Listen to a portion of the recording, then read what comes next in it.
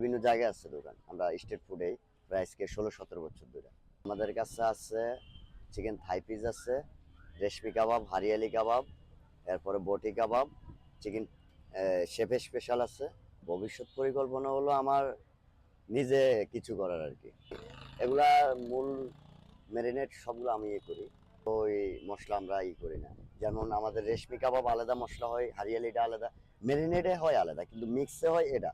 যে একটু মশলাটা বেশি চাই, একটু ঝাল বেশি চাই, ওনার জন্য ঝালটা এটাই, অ্যাটলিস্ট ঝাল এইটা থেকে দেওয়া হয়। আর এমনি ম্যারিনেটে আমাদের সব যেগুলা যেই আইটেম, যেমন বটি কাবাবের মশলা আলাদা হয়, শেফ স্পেশালের মশলা আলাদা, তারপরে আপনার হারিয়ালি কাবাব ওগুলার মশলাগুলো আলাদা। তা ওই হিসাবে আনি, যেমন কোন দিন কিভাবে চলবে।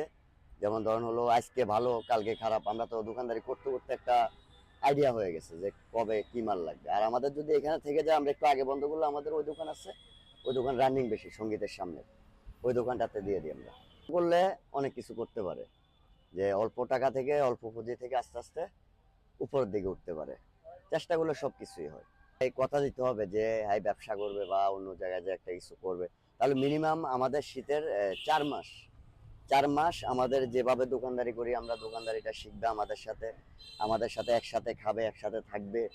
আপনার কিভাবে আমরা মশলা করি, মুরগিটা ধোয়া পরিষ্কার করা ভালোভাবে, সব কাজ আমরা বাসায় করি।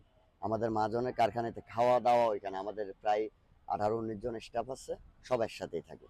আশা করি আপনার রেস্টুরেন্ট, হোটেল, বড় বড় রেস্টুরেন্ট থেকে ইনশাল্লাহ অনেক ভালো।